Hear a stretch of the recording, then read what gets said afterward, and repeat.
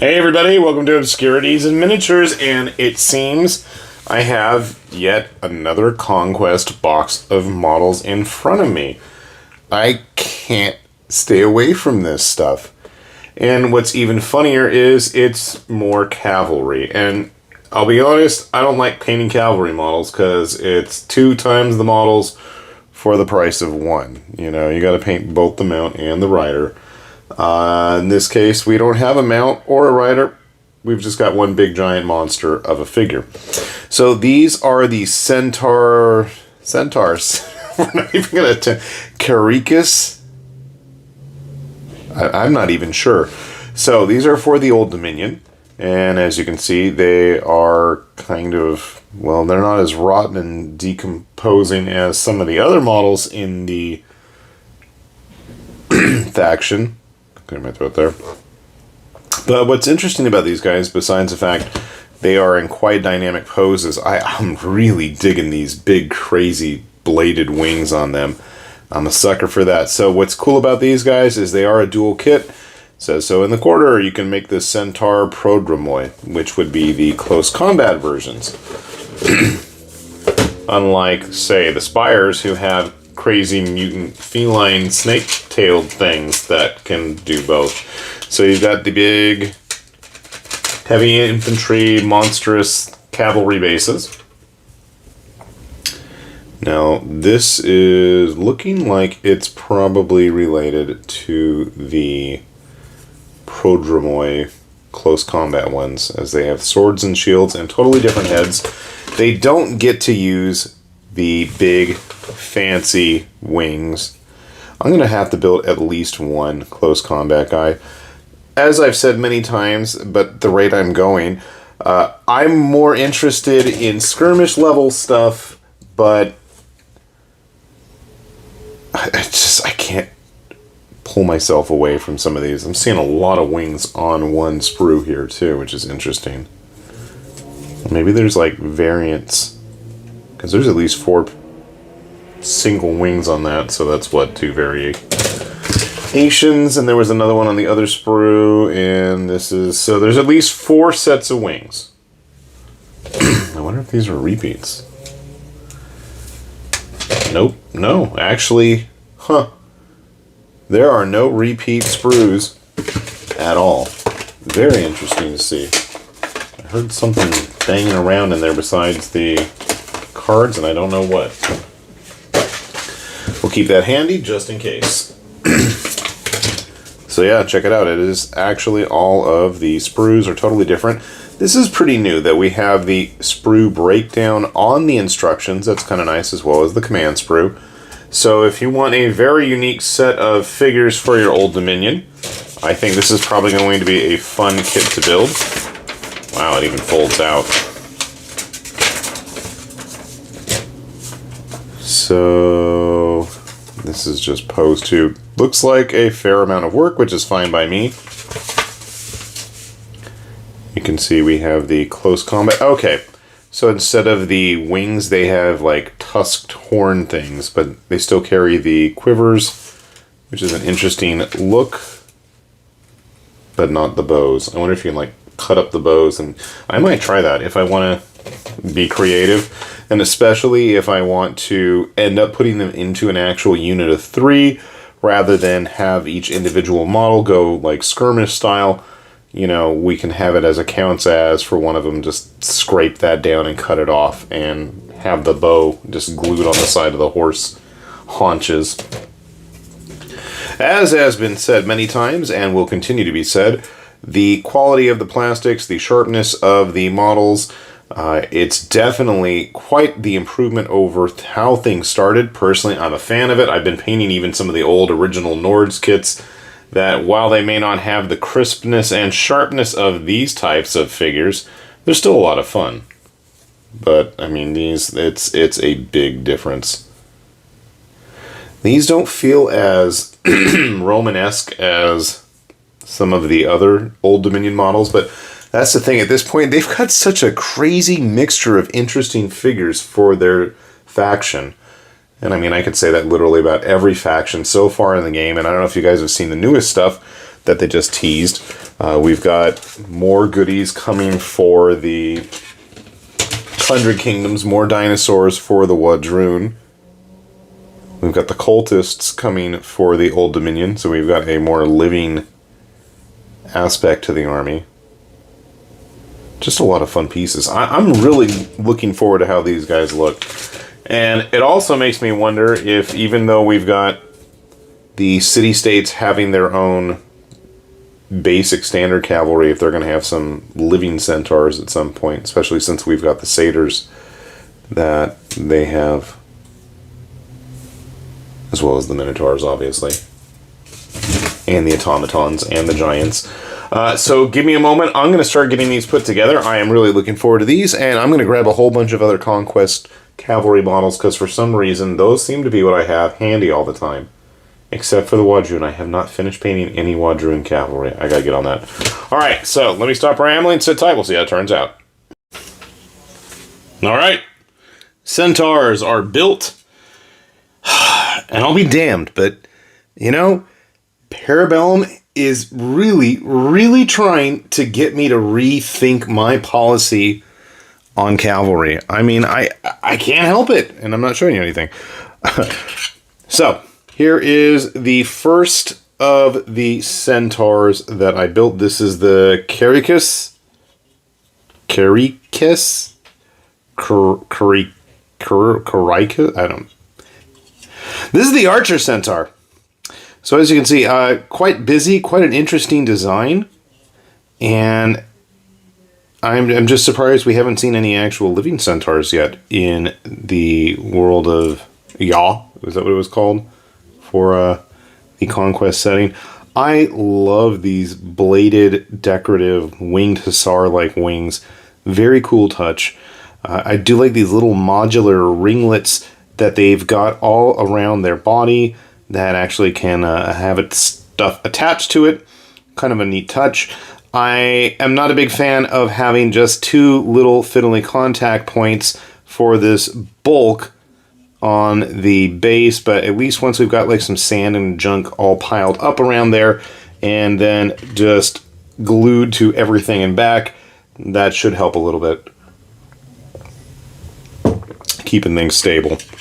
But I mean, just the profile of it looks really neat, to the point that it almost makes me want to paint it up like Spire's cavalry unit, because it just, I don't know, something about it.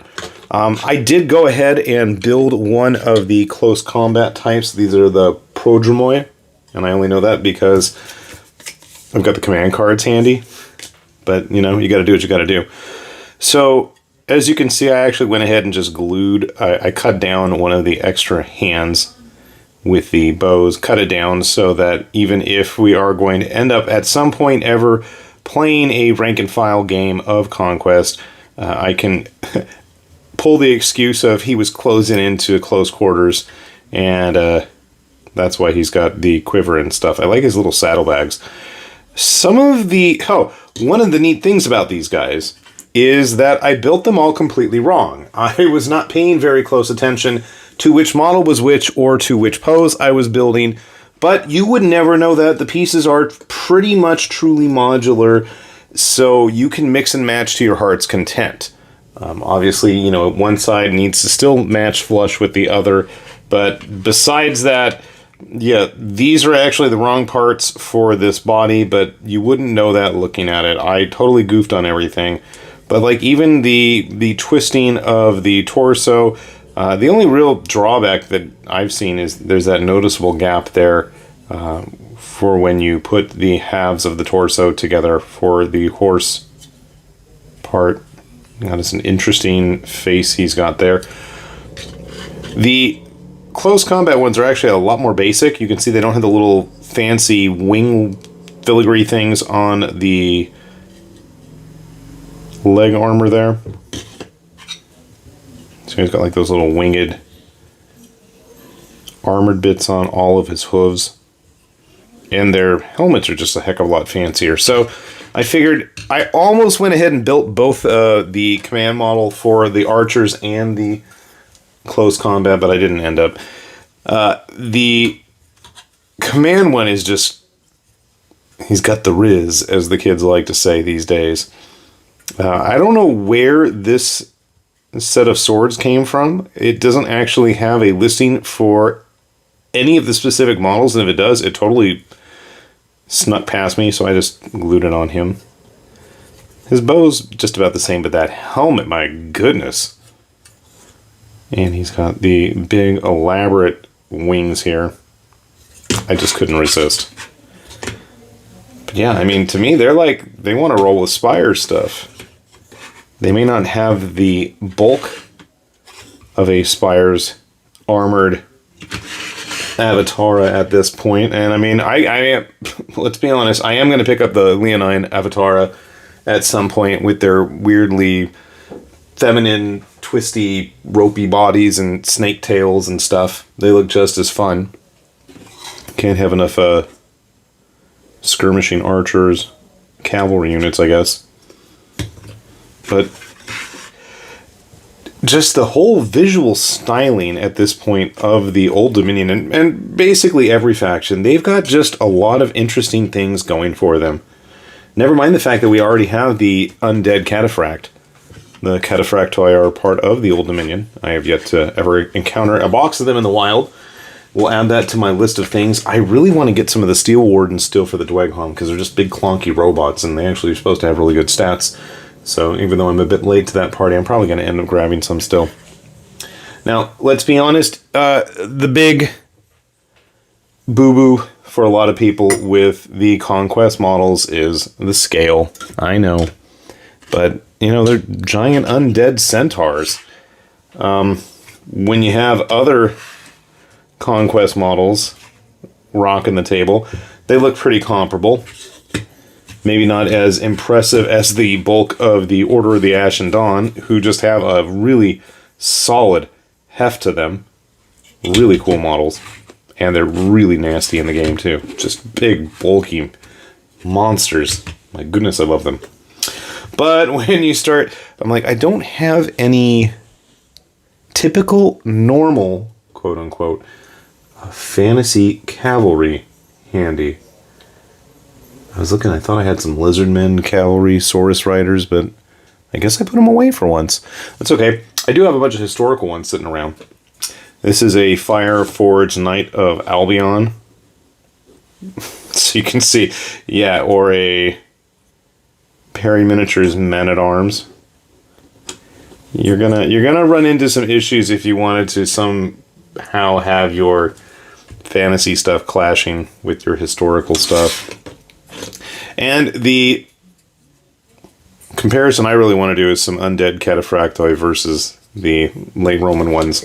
This is a Gripping Beast model, but again, you can see there is a major size issue there. It's like almost halflings versus humans at that point. Not to say that GW fares any better. Again, I don't have any fantasy stuff, but I've got some Squig Rider, or what were they? Wild Boys or Beast Boys, or I don't know what they're called anymore, but even these are kind of dwarfed by the Conquest models, and I thought that the Squig Rider guys were pretty decently sized. I think it's when you get them up against other big Conquest models, the Wadroon, I don't remember what they're called. That's really helpful, isn't it? It's for the Wadroon, though. Someday I'm going to finish my Raptor Riders. Got a regular Avatar hanging out nearby here. Showed you guys some of the cavalry, grabbing a couple plastic models. Obviously, this is a City States figure. We've got a Nord's Archer. There are actually some other Old Dominion stuff. Zilliark pointing them on. So yeah, I think if you were really going to want to mix and match these into other games, you're going to have to really kind of come up with some good explanations or ideas as to why they're so much larger. But if that's something you're looking for, or if you're going to be using them in other games besides Conquest, where they really need to be very pronounced in their, you know, impact on the table, my first thought is stuff like some of Andrew Sfigoli's games like Song of Blades and Heroes, or of Gods and Mortals, something like that. I think they'd be awesome.